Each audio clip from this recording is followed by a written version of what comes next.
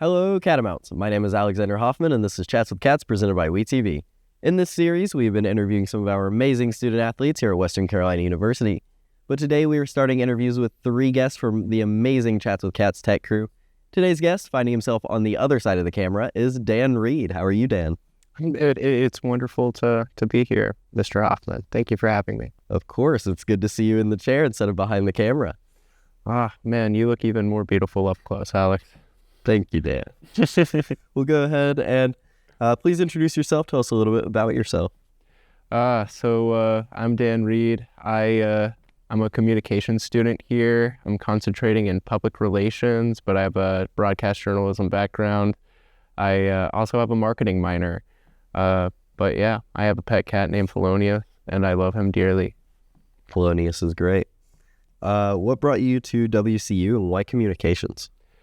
So I came to Western Carolina, I believe, for the first time when I was in middle school, and that's because my dad is an alumni here. I believe he graduated class of 86, and he studied business.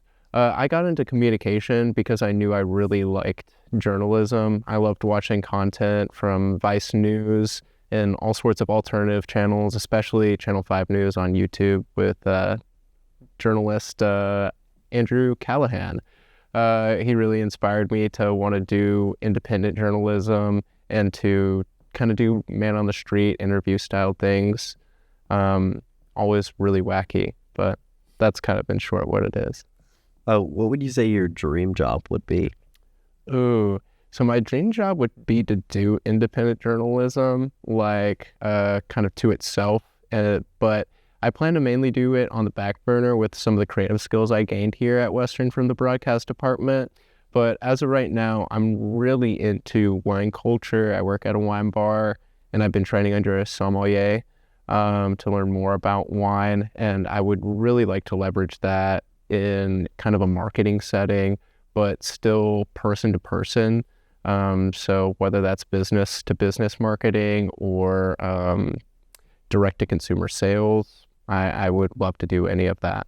Yeah, and with marketing, that kind of reminds me, the other part of you that wasn't introduced is that you are our social media manager for WeTV. So those of you that see the WeTV socials, that's Dan. Yeah, but you give me a lot of content. I'd be reposting all your highlights. I like making the graphics. Content calendars are a little hard. But you're a legend at that, so thank you for being an inspiration, Alex. You'll get to repost clips of you talking soon, so that's fun.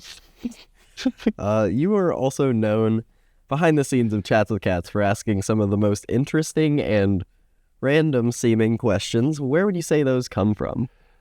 Some sort of neurodivergence. I think my psychiatrist said it was ADHD.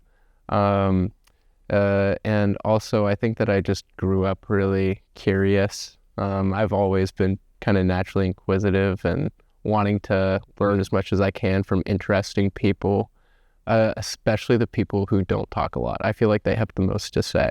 So it's great to crack open those mysterious vessels that are human beings. Yeah, sometimes right before, right after the interviews will be some of the most interesting and random conversations that I've ever heard.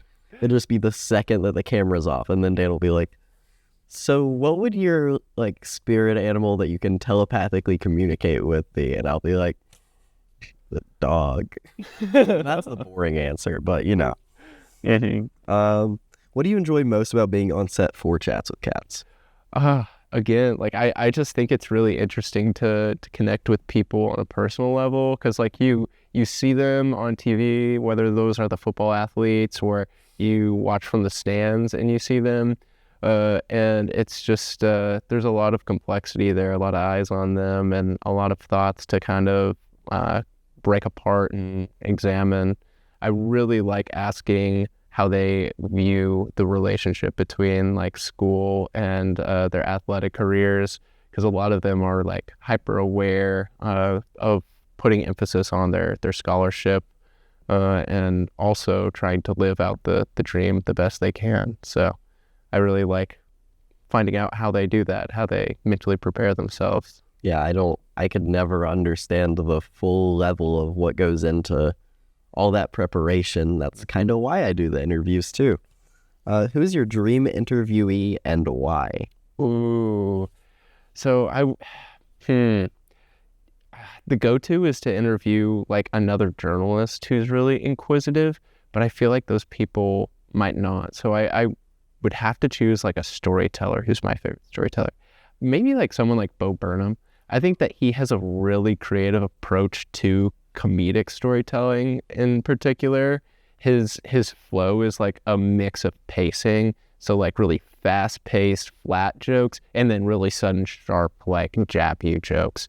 So I think that I would really like to kind of pick his brain and figure out how he formats his style and keeps so much stuff in his head, because he'll perform like an hour and a half long set that has these random moments where he's like perfectly like time synced with like voiceovers. It's something else. Yeah, Bo Burnham, the mind, there's a lot to unravel, I think, and it would be interesting to pick apart.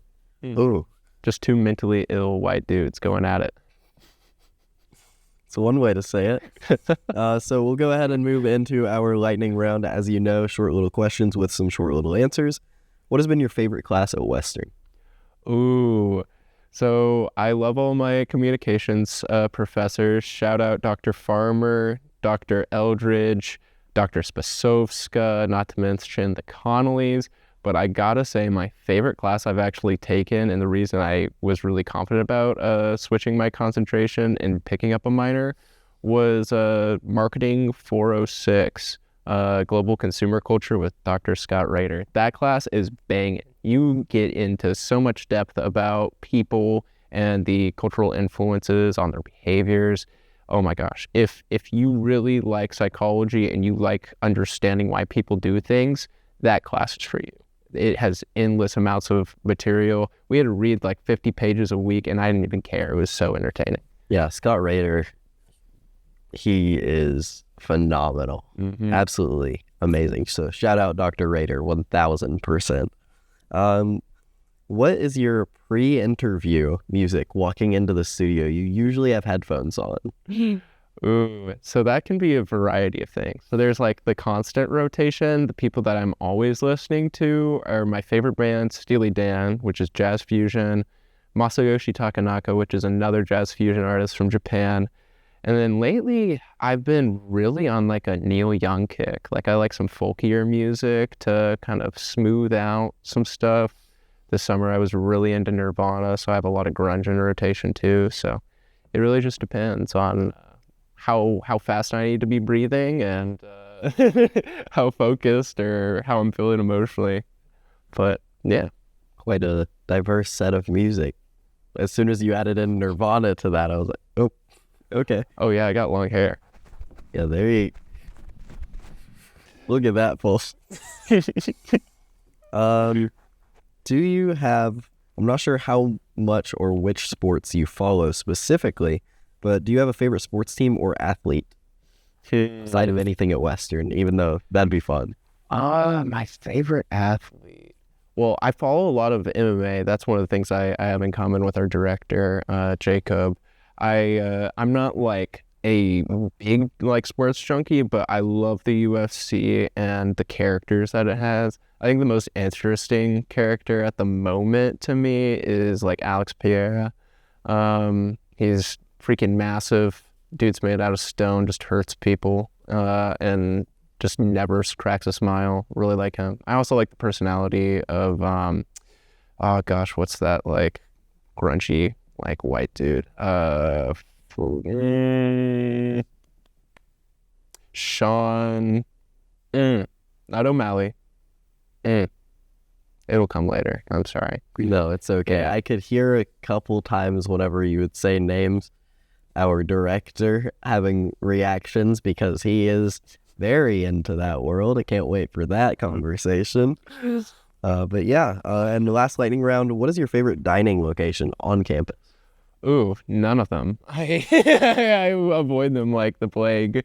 Probably if I were to say the most frequent one, because I'm off campus now, is I probably ate the most at Starbucks. That sausage, egg, and cheese is always super consistent. Before, like if I was eating a real like full meal, I'd guess Blue Ridge Burger. I really liked their Blue Ridge Burger with the garlic, pepper, aioli. It's pretty banging. But yeah, no, everything at Courtyard, avoid. So you're a downstairs person, not a up calf. I'm a neither of those, actually. I think just about anything you eat there will turn your guts into cement processors, but sorry for the visual. Well, fair enough, I guess. And last question, kind of to tie everything in together, what would you tell students that are interested in becoming a comm major here at Western, especially something like broadcasting or with your concentration of PR? Advice for the young ones. Make things because you want them. It doesn't matter how long they are. It doesn't matter how good they look at first, but just get into the flow, get into the rhythm of making things that you really enjoy. Find people who, have a common interest, who will collaborate with you and hold you accountable to the scheduling. But just keep experimenting, and if you don't feel like making it, don't push yourself to do it, or you'll burn out all your creativity and you'll resent the thing that you used to like. So, yeah, just make it when you want. That's something I kind of had to learn as well, as just at first it might not be the best quality, and eventually you figure it out, you get into a flow. Mm-hmm. Whenever I'm editing now, I have a process I go through every single time to edit each of them. Mm-hmm. There's a couple coming soon that'll be different, but yeah, other than that, yeah, it's mm-hmm. you get better as you go. Yeah, and when you're on the clock, it's important to just, get it out there. Like, if you're getting pressed for time, the best thing is to just make it as fast as you can and have at least a rough draft. But if you have the time, then it's okay to experiment, and that's where you'll really have a lot of fun and explore your creativity. So yeah, for sure. Well, before we say goodbye, I did want to remind everybody that the effects of Hurricane Helene are still being heavily felt in the region. There will be a link, as always, in the description to a list of resources compiled by WCU to donate, volunteer, and receive support if needed. But thank you, Dan, for coming in and being our guest in front of the camera today. yeah, no, thank you again, Mr. Hoffman. Of course. We'll see you next time, and go Cats!